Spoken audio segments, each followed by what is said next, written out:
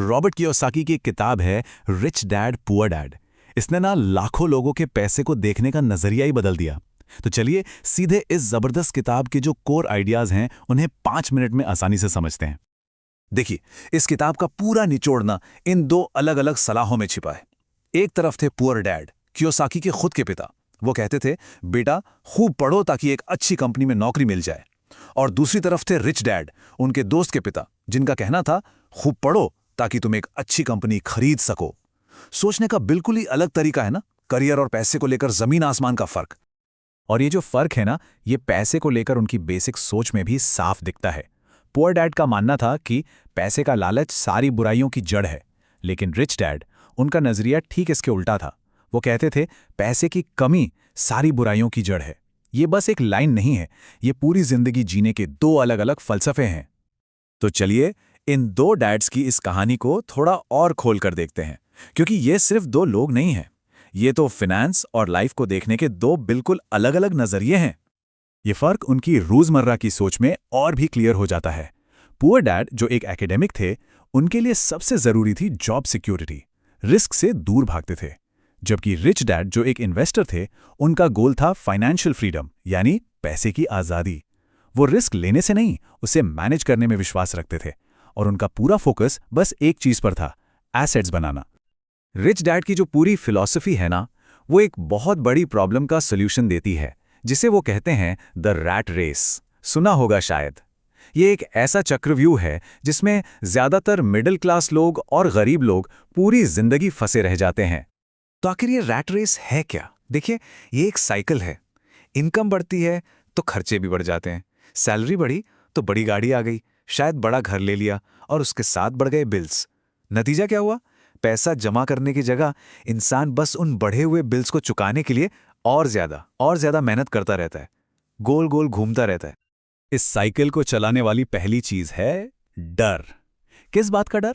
Bills न दे पाने का डर, नौकरी छूट जाने का डर। और यही डर लोगों को एक ऐसी जॉब में बांध के रखता है जिसे वो पसंद भी नहीं करते, बस एक पेचेक के लिए। और दूसरी चीज है डिजायर, यानी इच्छा, कुछ बेहतर पाने की चाहत। सैलरी बढ़ती है तो नई चीजें खरीदने का मन करता है, और जो भी एक्स्ट्रा पैसा आया वो खर्च हो जाता है। तो डर और इच्छा, इन्हीं दो इमोशंस के बीच इंसान इस रैट रेस में दौड़ता रहता है। रिच डैड इस पर एक बड़ी कमाल की बात कहते हैं, नौकरी एक लॉन्ग टर्म प्रॉब्लम का शॉर्ट टर्म सोल्यूशन है। मतलब साफ है, सिर्फ एक सैलरी पे डिपेंड रहकर असल फाइनेंशियल फ्रीडम कभी हासिल नहीं हो सकती। तो फिर सवाल उठता है कि इस रैट रेस से निकला कैसे जाए? इसका जवाब इस किताब के सबसे इंपॉर्टेंट लेसन में है। कियोसाकी इसे the one and only rule कहते हैं। और नियम बहुत सिंपल है, बस एसेट और लायबिलिटी के बीच का फर्क जानना है। रिच डैड की डेफिनेशन तो बिल्कुल पानी की तरह साफ है। एसेट वो चीज है जो जेब में पैसा डालती है, और लायबिलिटी वो चीज है जो जेब से पैसा निकालती है। दैट्स इट, इतना ही है।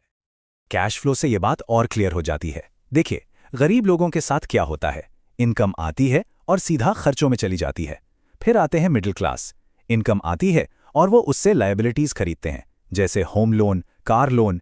ये चीजें उनके खर्चों को और बढ़ा देती हैं। लेकिन अमीर लोग, वो अपनी इनकम से एसेट्स खरीदते हैं, ऐसी चीजें जो उनके लिए और इनकम पैदा करें।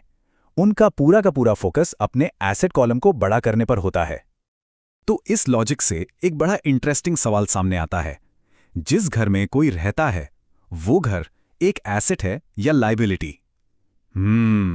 कियोसाकी के हिसाब से अगर वो घर जेब में पैसा डाल नहीं रहा, बल्कि होम लोन, टैक्स, मेंटेनेंस के नाम पर पैसा निकाल रहा है, तो वो एक लायबिलिटी है। अब ये एक ऐसी बात है जो हमारी सालों की सोच को चैलेंज करती है। तो चलिए, अब जब ये बेसिक कॉन्सेप्ट समझ आ गया है, तो सवाल ये है कि दौलत बनाई कैसे जाए? जवाब एक लाइन में है, अपना एसेट कॉलम बिल्ड कीजिए। रिच डैड की इस फिलॉसफी को प्रैक्टिस में लाने के लिए 3 मेन स्टेप सुझाए गए हैं। Number 1, mind your own business, मतलब अपना खुद का बिजनेस देखें। Number 2, work to learn not to earn, यानी सिर्फ कमाने के लिए नहीं, सीखने के लिए काम करें। और नंबर 3, ओवरकम मेंटल ऑब्स्टेकल्स, यानी दिमाग की रुकावटों को पार करें। या माइंड योर ओन बिजनेस का मतलब है अपना एसेट कॉलम बनाना। इसका मतलब ये बिल्कुल नहीं है कि जॉब छोड़ दो और कंपनी शुरू कर लो, नहीं। इसका मतलब है ऐसे एसेट्स खरीदो जो इनकम जनरेट करें, जैसे कि स्टॉक्स, बॉन्ड्स, ऐसी प्रॉपर्टी जिससे रेंट आए, या कोई ऐसा बिजनेस जिसमें रोज रोज खुद काम न करना पड़े। और दूसरा पॉइंट, सीखने के लिए काम करो। इसका मतलब है कि लंबे टाइम में वेल्थ सिर्फ हाई सैलरी से नहीं बनती, बल्कि जरूरी स्किल्स हासिल करने से बनती है। कौन सी स्किल्स? सेल्स, मार्केटिंग, कम्युनिकेशन, लोगों को मैनेज करना। ये वो स्किल्स हैं जो असल में दौलत बनाने में काम आती हैं। तो इस पूरी बात का सार क्या है, निचोड़ क्या है? ये असल में अपने फाइनेंशियल फ्यूचर के बारे में सोचने के तरीके को जड़ से बदलने के बारे में है। असली गोल है माइंडसेट को शिफ्ट करना। कहां से कहां तक? पैसे के लिए काम करने से पैसे को अपने लिए काम पर लगाने तक। जिस दिन किसी के एसेट्स इतना कमाने लगे कि उसके खर्चे आराम से निकल जाएं, बस उसी दिन वो इंसान आजाद है, फाइनेंशियली फ्री। और एक बात हमेशा याद रखने वाली है, कितना पैसा बनाया जाता है ये उतना मायने नहीं रखता। मायने ये रखता है कि उसमें से कितना पैसा रखा जाता है। ज्यादा इनकम का कोई फायदा नहीं अगर वो सब खर्च हो जाए और एसेट्स में कन्वर्ट ना हो। और आखिर में कियोसाकी एक बहुत ही सीधा लेकिन जरूरी सवाल छोड़ जाते हैं। एक ऐसा सवाल जो हर किसी को अपनी फाइनेंशियल हालत के बारे में सोचने पर मजबूर कर दे। सवाल है, अगर आज काम करना बंद कर दिया जाए तो कितने दिन तक सरवाइव किया जा सकता है? असल में दौलत का असली पैमाना यही सवाल है।